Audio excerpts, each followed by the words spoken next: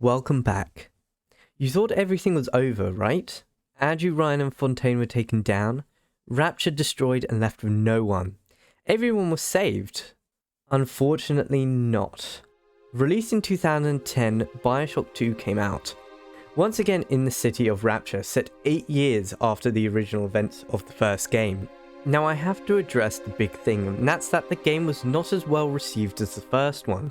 I have to admit I felt the same way at first, however, throughout my time looking back and playing it for the first, well, 5th time, it's honestly not as bad as some may make it out to be. Today I will address the main game, both its merits and flaws. The DLC will come later. But enough of that, it's time to get into this. As always, there will be spoilers ahead, so sit back, relax, and enjoy.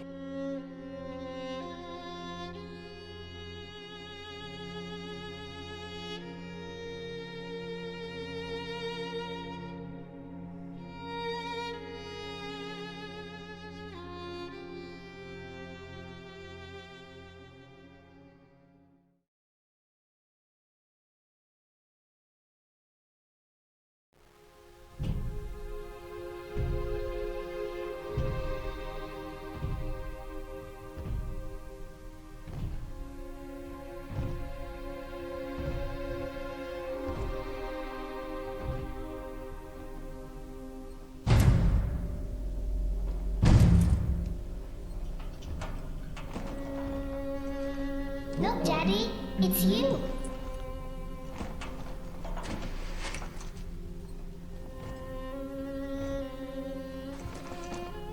Let's go out to play, Daddy.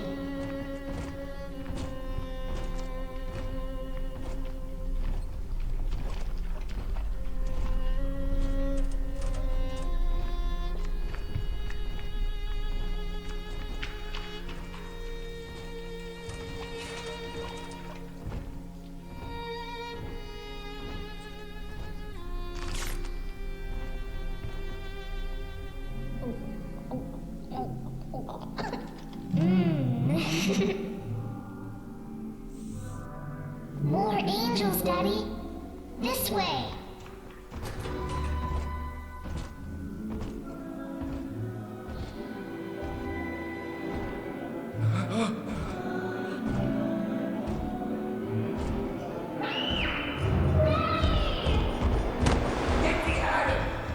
Come with us, little girl. You want some, big guy?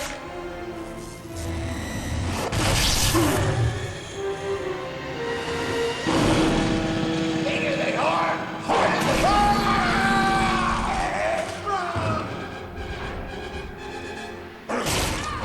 Get out of here, freak!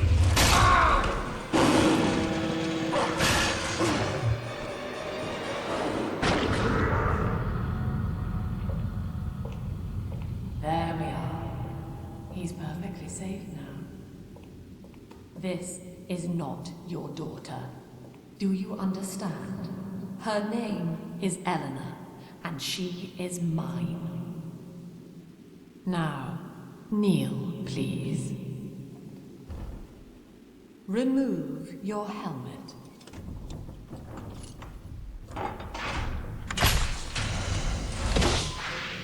Now, take the pistol. Place it against your head.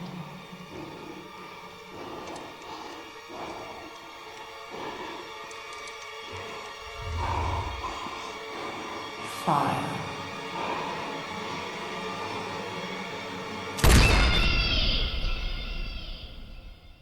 From that cutscene, you've just seen this perspective of a Big Daddy. And this is no ordinary Big Daddy. This is Subject Delta, the first Big Daddy to ever bond with a little sister. And you could clearly see that a certain person named Sophia Lamb is not very happy. But I shall explain a bit more about her in a bit. After being forced to shoot yourself in the head, after Sophia controlled you with the hypnotized plasmid, you wake up outside a Vita chamber, a machine that allows anyone who dies of trauma to be revived.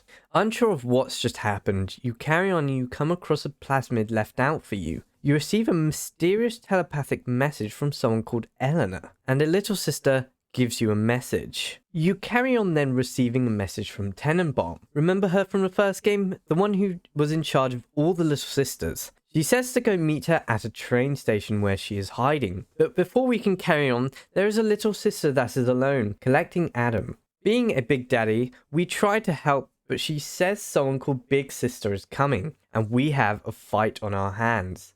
Now, Big Sisters are pretty much the new boss of the game. All of the original Little Sisters have grown up and now are here to protect their younger siblings. Since maturing, they have become much more aggressive and are now able to harness every plasmid they absorbed while gathering previously. They are absolutely terrifying. This Big Sister is obviously trying to get rid of us and then breaks open the glass, filling the room with water. However, we're able to survive the pressure and make our way to the train station. But now, there is a problem. We come across Sophia Lamb and she is not happy. You see, the little sister that we bonded to all those years ago was no other than Sophia's daughter, Eleanor. So I suppose I should tell you a bit more about Sophia and her role in Rapture. She arrived in Rapture near the beginning, however, she liked to spread a lot of her ideas around to people, especially the poorer citizens. And at this point, she had also given birth to Eleanor. But she wanted to keep her completely isolated, so she could raise her without distractions to become a genius. You can hear a few audio diaries showing Eleanor's curiosity of the outside world. In ethical psychiatry, we must account for... Eleanor Lamb speaking. Mum says I'm not to play with the other children because they're being raised on a diet of dog-eat-dog. I wanted to see these dog-eaters, so I waited until Mum was gone and went out to find one. And guess what? The dog-eaters wear human skins. It makes them look just like us. Andrew Ryan at the time didn't like Sophia and they had a few debates, however, this didn't go the way he had planned. Religious rights, Doctor? You're free to kneel before whatever tribal fetish you favor in the comfort of your own home. But in Rapture, liberty is our only law. A man's only duty is to himself. To imply otherwise, therefore, is criminal. Ask yourself, Andrew, what is your great chain of progress but a faith? The chain is a symbol for an irrational force guiding us towards ascension. No less mystic than the crucifixes you seize and burn.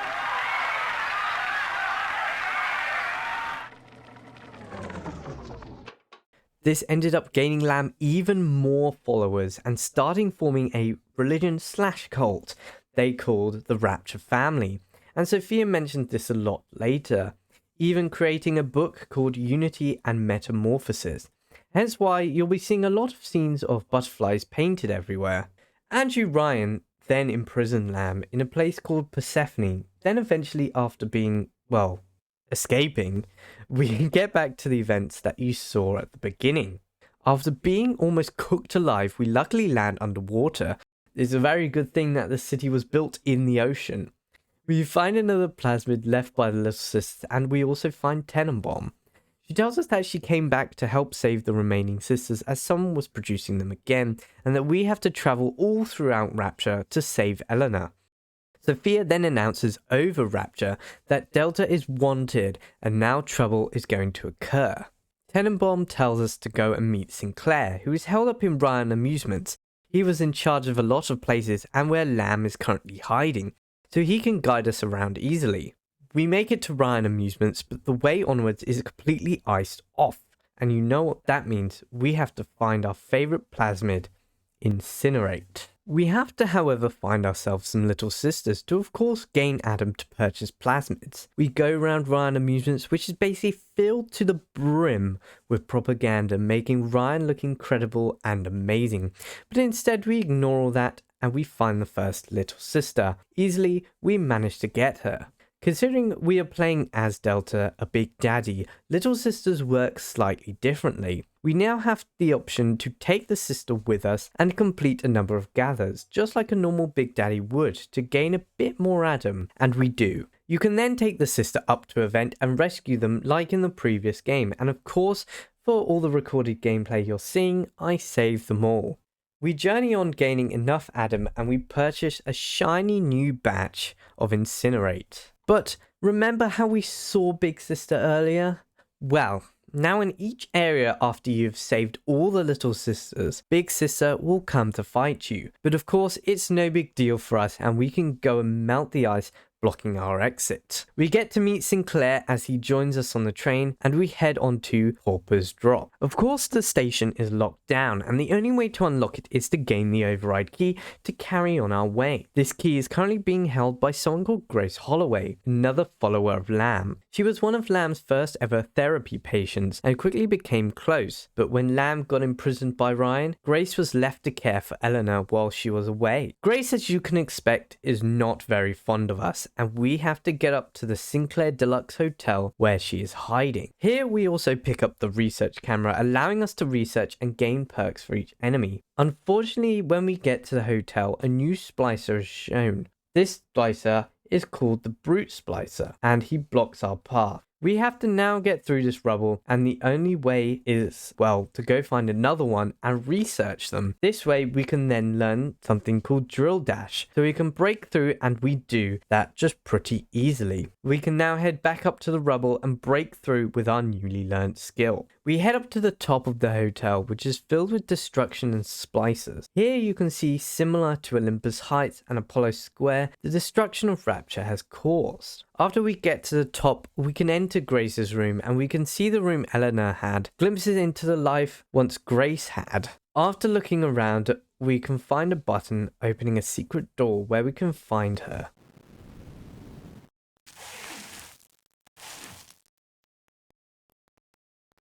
I know what you're here for. Go on, take it. I won't have you touching me. Dr. Lamb trusted me to care for her child, and I tried. But baby Eleanor disappeared. And then one day, I see her walking with you, looking wrong. And when I tried to hold her, you knocked me down. Broke my jaw. So I'm ready, baby snatcher. Come on in and finish the job.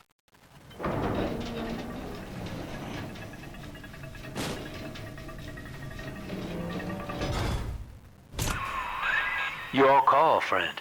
Grace is unarmed, for what it's worth.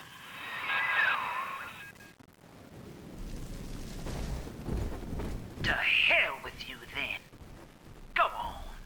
You see, we caused the downfall of Grace's life after breaking her jaw, stopping her from singing. But she let us in expecting her to be killed. But for the first time, the game has given us this choice. You can either kill her or spare her. I chose to take the key and spare her, as we are a kind-hearted Big Daddy. Grace is surprised to survive, and she tells us she'll try to stop some of the family getting to us. You had me under a gun, yet you just walk away? No monster alive turns the other cheek. No monster does that. A thinking man does that. I know that Dr. Lamb is no liar, but she's got to be wrong about you. Doesn't seem right now, letting you walk into that bushwhack waiting outside. I can't call off the family, but I can whisper a bit and improve your odds.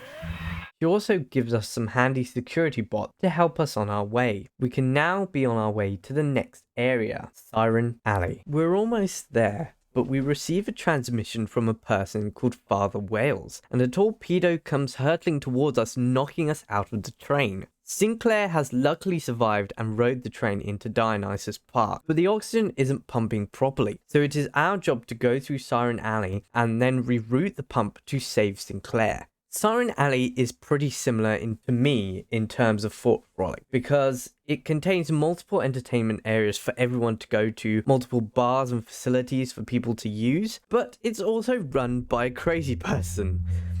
We tried to go straight to the pumping station, but it's not going to be that easy. There is a key code, and the only person who has that code is Father Whale's brother, Daniel. He is located in the hotel, unfortunately turned brothel, the Pink Pearl, and as you can probably guess, he is absolutely awful. You can see a scene where he treats the workers here. I got plans for you. Unhand me! It's gonna be fun. I can't do this! We need to go find him and kill him, as he is not a nice person. Going through, you can really see the torture that he has put the most likely forced workers through, just really showing how people could just get away with absolutely anything in Rapture, and it is honestly quite sad. Going deeper, we catch up to Daniel and destroy him completely. We make our way back to the door and enter the code. Unfortunately though, Wales cuts the power and we have to fight until the backup power kicks in. Now we enter the plaza and come across another Little Sisters orphanage like the one in the previous game. Here you can see so much devastation, and we also find an audio diary from Eleanor. I'm all alone here, Mr. Diary. You're my whispering friend. A doctor keeps coming to see me. He says Rapture needs me, and tomorrow I'll be leaving with him. I ask why, and he just smiles. I'm not an orphan. Mum's alive somewhere, and Aunt Gracie is still probably looking for me. But I can't wait for them. I'm going to escape and find Amir, and we'll steal a submarine. Before it's tomorrow, I'll know what sunshine feels like. You see, she got sent here to become a little sister and try to escape with her friend. However, things didn't go to plan and she became one. It's really sad how forced everything was on these children. Afterwards, we finally get to the pump and we have a massive fight with Father Wales and his splicers. Of course, we succeed and overload the pumps. Luckily, Sinclair is saved, but the whole of Siren Alley is now underwater. Walking back through everything now underwater is a really clever move. You can see the debris and the bodies floating in the water, really emphasizing the destruction around you, but all the destruction you had to cause as well. Really making you question if Lamb is in the right, and are you contributing to being a bad person? We can now head on to Dionysus Park. This was Sophia Lamb's private retreat, where she would regularly hold events for art and culture. Upon entering, we get a transmission from a person named Stanley Poole. He was a newspaper reporter, however, was hired to spy on Lamb by Sinclair and Andrew Ryan. He infiltrated the family, and Eleanor was getting suspicious of him. Poole reported back to Ryan, and that's what caused Lamb to end up in Persephone. Now with Lamb gone, Poole decided to take control of the park and sold off Eleanor to the orphanage in Siren Alley without knowing she would become a little sister. After Lamb escaped Persephone, he got scared and flooded the park, trying to kill everyone who would report on him. Eventually though, he was imprisoned and was forced to work for Lamb. Since then, Little Sisters were sent in to gain Adam for Lamb. However, Poole hates this and wants to stop, as the Adam from the corpses contain memories of him. Poole tells us if we get rid of the Little Sister in the park, he'll let us through, no questions asked. Of course, we go and rescue all the sisters, and with each one, Eleanor is able to show us the memories of those sisters. One showing how he spent all of Lamb's money and ruined the park. One where Eleanor actually confronted Poole, telling him she'd tell Lamb, but in the end sold Eleanor out of fear. And the one of him flooding the park to try hide everything. With Stanley now happy, he opens the rest of the way up for us, but we get the option to spare or kill him. I decided to kill him as he was such a horrible person, whether he was against Lamb or not. The next place we go to is Fontaine Futuristics. We encounter an audio log from someone named Gil Alexander, who unfortunately started going mad on my birthday. October 9th, 1967. Hello. My name is Gilbert Alexander, And by the time you hear this, I will be clinically insane. I am recording these diaries in advance as a last-ditch effort to assist anyone I might threaten in dealing with me. My next message awaits you beyond the security checkpoint. The bioscan will ensure that you're sane enough to need it. We then see a security bot flying around with someone talking called Alex the Great.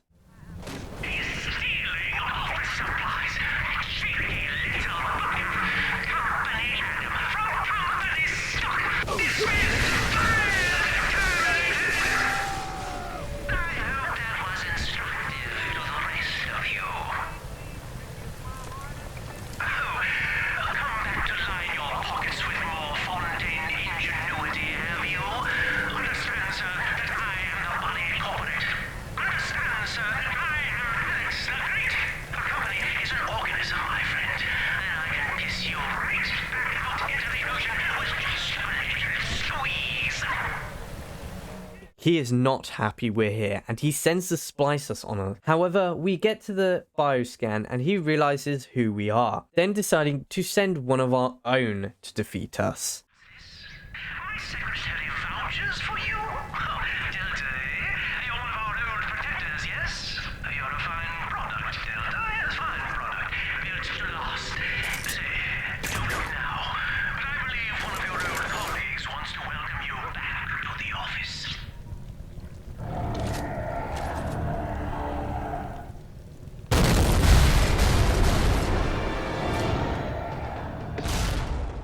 Luckily, we defeat ourselves quite easily and head to Gil's next log. Here he gives us an audio log to open voice encoded doors. However, Alex the Great comes in and shocks one of the panels to get into the control room. To stop him, we now have to go and break his control over the bot by finding relays around the area. We find the first one in the open and the next inside a plasmid theater where we have to fight up through waves of enemies. We ironed kink after kink out of our domestic plasmid line on you right here. Well, let's see if you're staying competitive. Step on up and take the spotlight.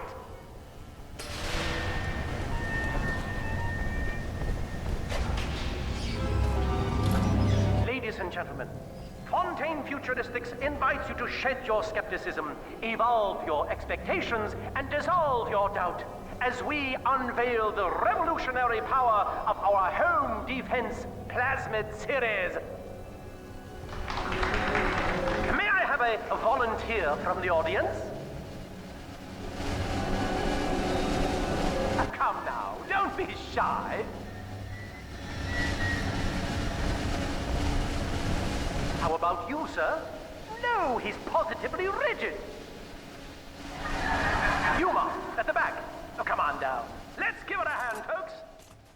We then head upstairs to the offices and we found a prototype plasmid which randomly teleports somewhere when you interact. It's not important to the story, I just thought it was a cool detail that you could find. The next relay is found in the middle of an electrical warp field, but of course we can get there safely. We then head to Fontaine's main office, where we can find the last relay and his huge stash of vaults, which of course we can take for ourselves. Now Alex has no way of sending his bot, and we can enter the security booth and activate the entrance to the lab where Gil is. Hello again. I must assume by now that you're willing to help end my life. In exchange, I have prepared a friendly security escort for you. Now, there's a switch in here which will allow you access to the real laboratories where what's left of me awaits you. Please, use it. After getting some upgrades, we enter the lab and encounter another log. I'm afraid the lights in here sting my eyes terribly now. Until you arrive to deal with me, they will remain off. Please, locate the breakers and flip them, and then return here to restore power. We go and turn on the electricity, and we see Gil himself. Sophia and I knew that to create the first true utopian would come at a high cost, my friend. We needed someone to be host to all that Adam, Rapture's finest minds, a willing subject, that is to say, myself.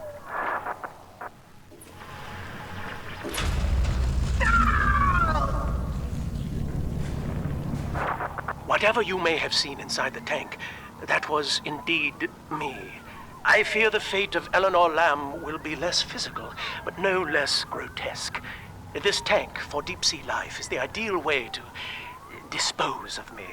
But first, you must retrieve enough Adam-infused plant life to lure me out.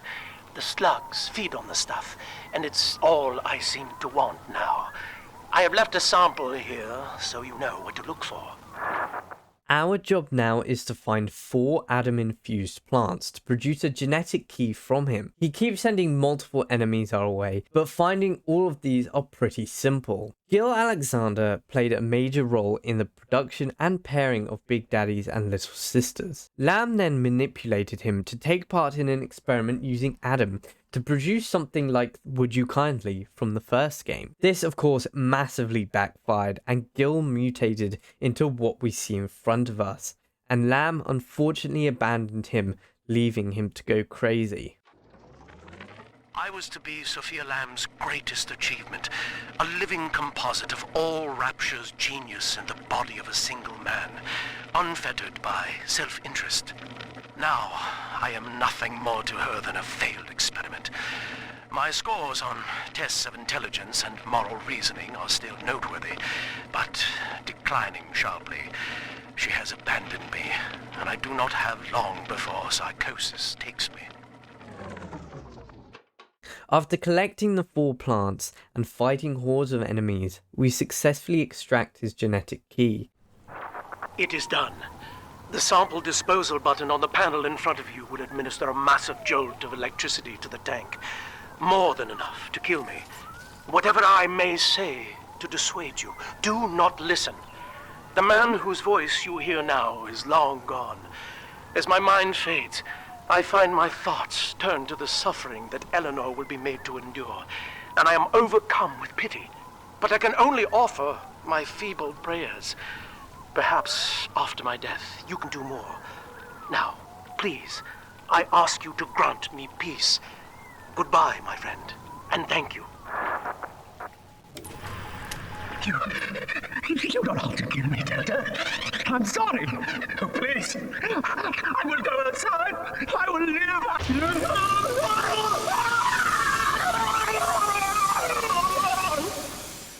As per his request, I did choose to kill Gil. As sad as it is, he was abandoned and left in so much pain while being taken over by insanity, and I just thought it would be the best thing for him.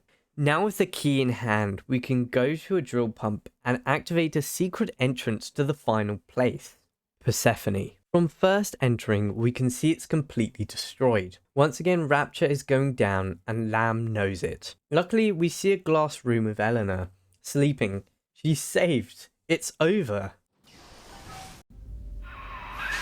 Your signal breaking up. I can see or hear a thing.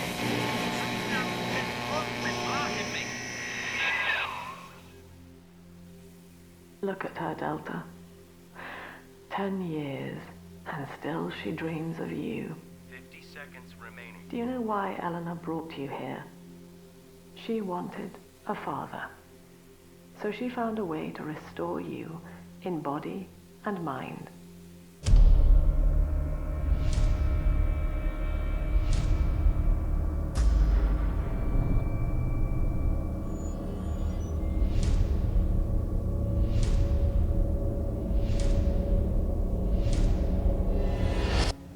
And she has been watching you ever since, exalting your every act as gospel.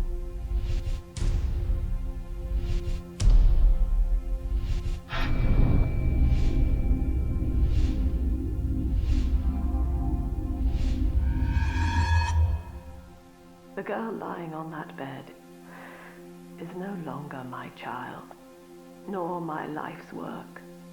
She is a monster, shaped by you alone, just as she has always wanted. 20 seconds remaining. But there is one detail of your mutual bond she failed to account for. Your body was designed to lapse into a coma when her heart ceases to beat. Eleanor, forgive me.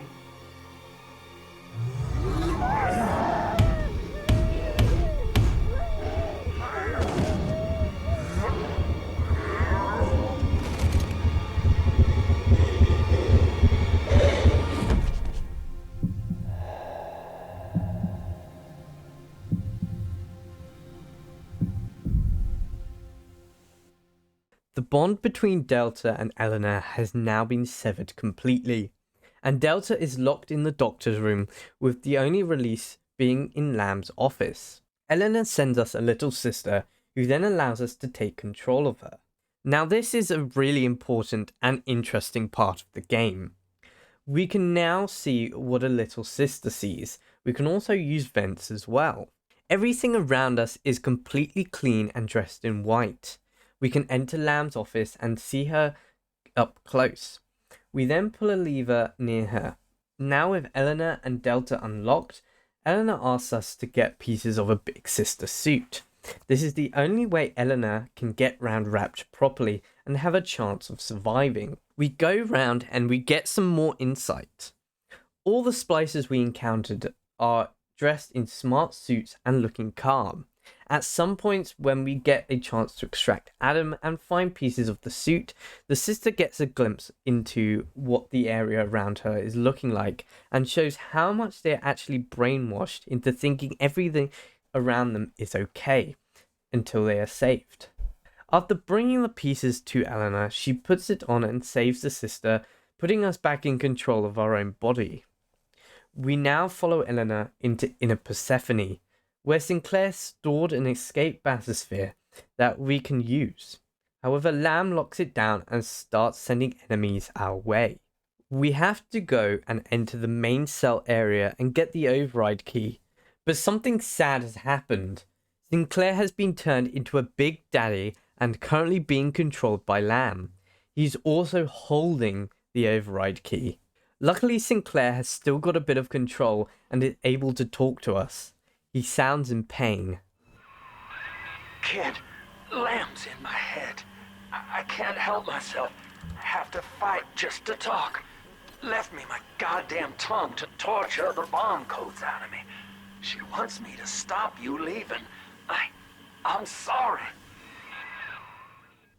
The only way to get the key off him is to unfortunately fight him. We head deeper into the cell blocks which have been overrun and all the prisoners have been released. We have to find the code to the door and we do. Fighting Sinclair is probably one of the saddest fights we have to do, and it's done so quick. Sinclair gets turned and we don't even properly get to say goodbye or even save him. But Sinclair thanks us, and this was the only way he was going to get freedom in the end.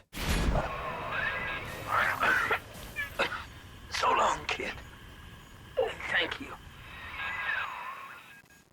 We activate the override and now Lamb has bombed out part of the bathysphere support. The only way Eleanor can fix it is to use the little sisters to help raise the temperature of the water to get it boiling and rise. There are multiple little sisters who are kept in Persephone in different medical wings. Once again, you can really see how badly Lamb is mistreating all these sisters so she can get the full benefit for herself. We have to fight our way through the rooms and Eleanor is able to go in and save the sisters and bring them with her. After saving them, Eleanor starts the process of boiling, and of course Lamb has one final throw at us and sends everything she has got. Eventually we can activate the bathysphere and we have to break 2 pipes to release the pressure. The whole room then gets flooded and we need to get to the elevator. However, when running to the sphere, Lamb has planted a load of dynamite in the corridor, but this isn't the end yet.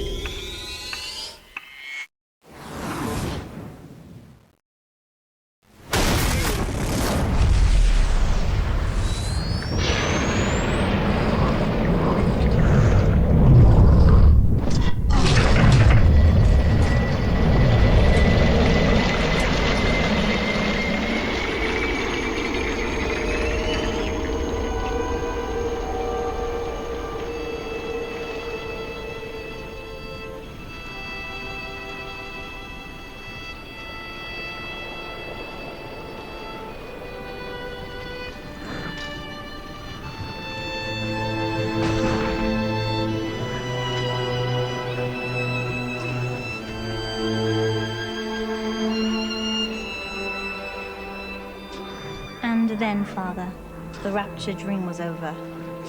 You taught me that evil is just a word. Under the skin, it's simple pain. For you, mercy was victory. You sacrificed, you endured, and when given the chance, you forgave. Always.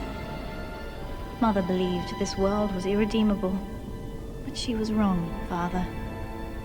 We are Utopia, you and I, and in forgiving, we left the door open for her.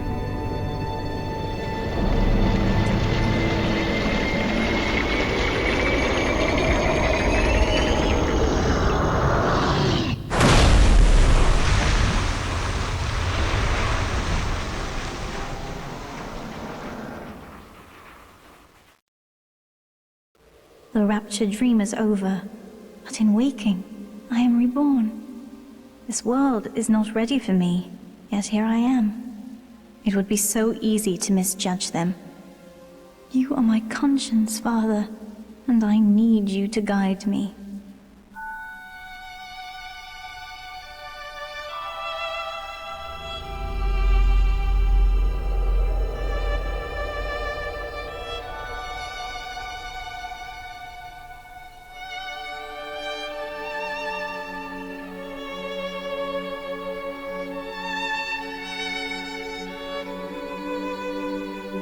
You will always be with me now, Father.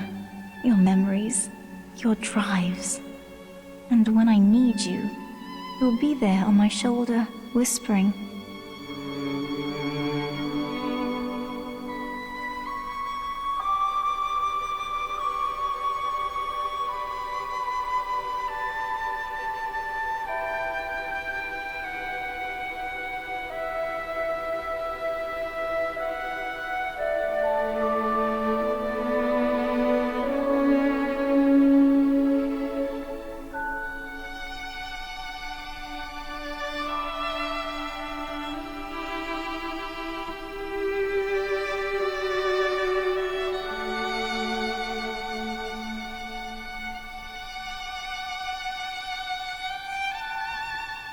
If Utopia is not a place, but a people, then we must choose carefully, for the world is about to change. And in our story, Rapture was just the beginning. So, there's the end, well, the good ending of Bioshock 2. In fact, there are 6 total endings, depending on how many lives you spared and what you did with the sisters. Because I spread grace, I ended up getting the good ending, where Lamb is saved and Eleanor sounds happy. In the others, what basically happens is Eleanor sounds a bit more angry and kills her mother. Overall, a large majority of people have a problem with the story, and I can see why it falls flat for some.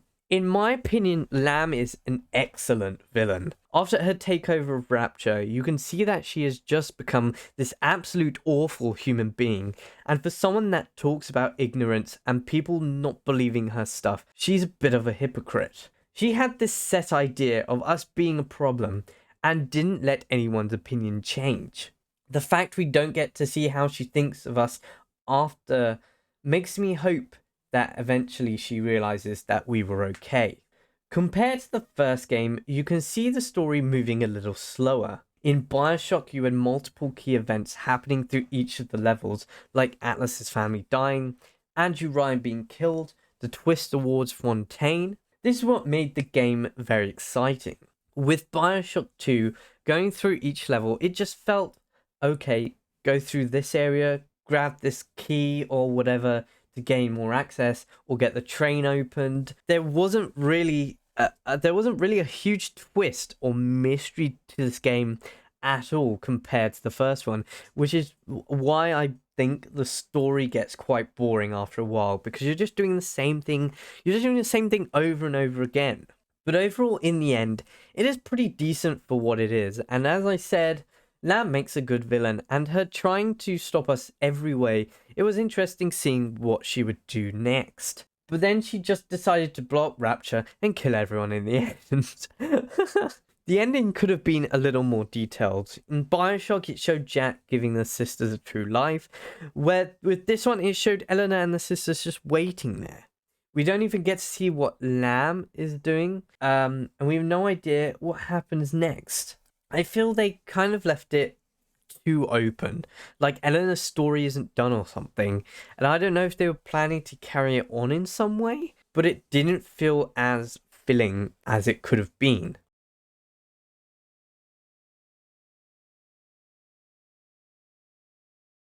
Now, there are a lot of changes to the gameplay, mostly for good, and it's like they took complete feedback from the first game and took all of it and added it, and I'm really happy about this.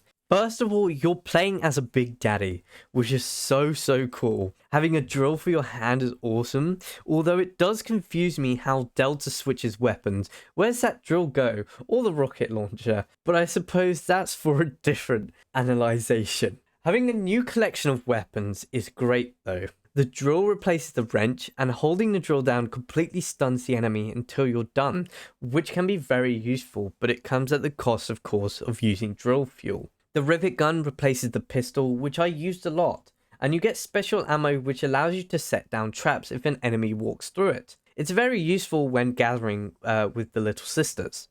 The rest of the weapons are pretty much the same. From now, you have a specific tool for hacking. To me, the hacking minigame is so much better and so much easier than the previous one was. Like with the previous one, there was a lot of room for failure. However, with this one, you basically have to hit the needle on the green or blue sections.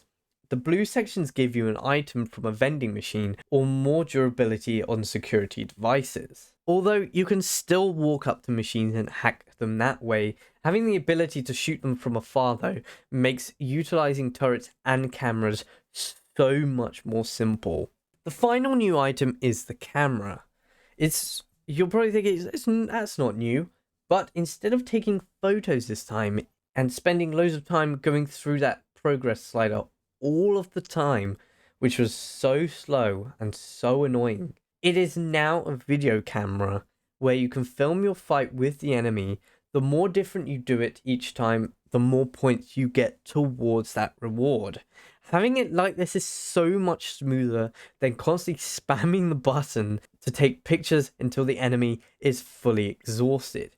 Here, you can just film, fight, and gain experience. You also don't need to find film and buy it from vending machines and all that, so you don't run the risk of not being able to shoot the camera every time, which I think is much better. Now, a thing that a lot of people pick up on is because you're a Big Daddy, you move quite slower than Jack did in the first game. This is what I think also made the game feel like it was way too long than it should have been. For playing the first game, I could see it being quite a problem, but then after playing it for another time, you can get through each of the areas quite fast. Finally, in the first game, you had to spend so much time switching between hands to use plasmids and weapons. Now, both hands are completely out, and you can quickly use both things without wasting time and almost being killed, trying to figure out what you've selected. Of course, now with the little sisters, you can go and save them instantly by going to event, or you can go and gather with them to gain a little more Adam. This is completely your own choice, but really, to be honest, I didn't do the gathers as much. I got by with so much Adam in the end, I didn't even spend at all. Of course, if you're playing on hard or survivor, then you might want to collect more, but then you also run the risk of being killed quite fast because of the waves of enemies will be so much stronger. But if you're just playing casually or just starting off, I don't think it's worth gathering. But then after you've finished with all the little sisters, you have the big sisters. They're fast and annoying, but they make such a good mini boss. They offer a good challenge, especially on harder difficulties, and always get you worried. Sometimes I forget about them until I heard their scream and forgot to buy more ammo. Speaking of the enemies, the Splicer lineup is pretty much the same, apart from the addition of the Brute Splicer and the Delta Big Daddies that attack you later on. The brute splicers are these huge tanky splicers which kind of act like a Big Daddy. They can bang the ground, they can throw things at you, they can also eat up a lot of bullets, but just stick to some anti-personnel bullets or rounds and that will do the job. The next is the other Delta model, Big Daddies, that appear in Fontaine Futuristics onwards. They're pretty easy too, with a few hits of the grenade launcher I found is all good. Now, speaking of that, there is one issue I want to bring up, and I don't think it's really an issue with the game, it's more advice if you're gonna go and play it. As previously, I was playing the remastered for the purpose of it being all nice and HD for you, but there are some problems with the remastered, and that is that it crashes a lot, and I mean a lot. Every time, for some reason, whenever I used the machine gun against the Big Daddy or sister, I don't know what happened, but I guess it got some sort of graphics overload and didn't like it. It must be the engine's problem because my GPU is too high for that to be a problem. And this especially happened a lot in the second part of Fontaine Futuristics. It happened over and over again. I had to restart my recording about 5 times just to capture it because I didn't want to record the same bits I'd already done. But again, this isn't criticizing the gameplay, it's mostly just some advice for new players out there, and if you play the remaster, don't forget to save frequently. Mostly if you're about to fight a Big Daddy or something, because it can happen in every area. It's quite unpredictable. Overall though, the gameplay improvements are so much better and make the combat especially much smoother to execute without wasting a lot of time switching between stuff.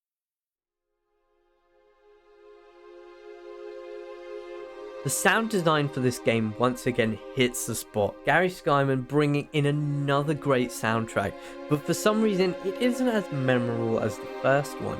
The main theme, Pair Bond, is a beautiful theme, and it also plays on the main menu. It's such a soft tune, which I think really plays on the connection between Eleanor and Delta, or between any little sister in fact and their Big Daddy.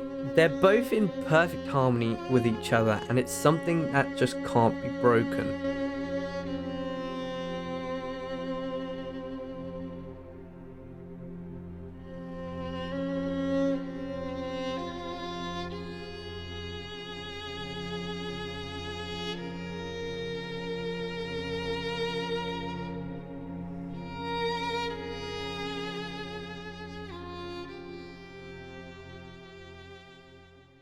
Another track is Big Sister on the Move, and you can tell this track is meant to invoke the most fear into you as possible. Really shows how much growing up has had an effect on the sisters, producing them into these monstrous and fast killing machines for anyone that tries to hurt a sister.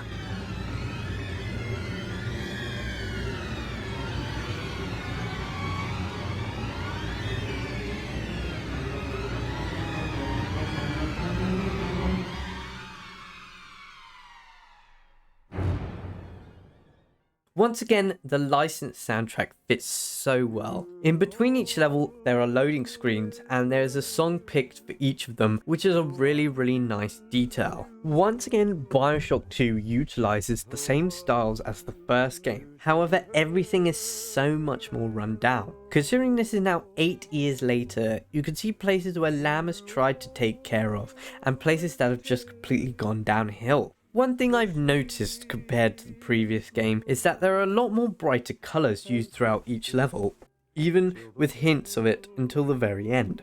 In the first game, we only really saw that in Fort Frolic. Now, to me, this really emphasises how Lamb has tried to revive this perfect utopia, bringing in all this positive lighting. However, it really contradicts what it is really like. You can see multiple shrines towards Lamb and icons all throughout the game. They are everywhere, really stating the massive impact Lamb has just had. Her views spreading like wildfire, whether that be by choice or forced. Once you reach Persephone, after the scene with the little sisters, that's really the last time you see a room filled with these bright lights. After this, where Eleanor takes back control, all of Lamb's control is gone. She no longer has the effect on people, and that's where it disappears. Now, that might have just been complete waffle and make no sense at all, but it's something I noticed straight away and it just really stands out. One thing I have to mention also, which is new compared to the first game, are the scenes of where you are underwater. Previously, we could only see the outside through the bathysphere and the windows, but now having the chance to walk around and explore these bits takes on a new perspective, and it is actually quite beautiful. I kind of like the look of all the nature mixed in with the slight ruin of the city. Overall, I think Bioshock 2 looks so much better in terms of environment, and they really improved on the look of the city overall.